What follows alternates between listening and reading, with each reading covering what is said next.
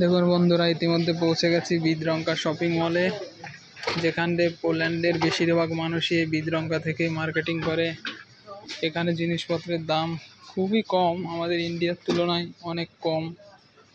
দেখুন, আমি এই চিকেন সেকশনটা দেখাচ্ছি, যেখানে চিকেন পাওয়া যায়।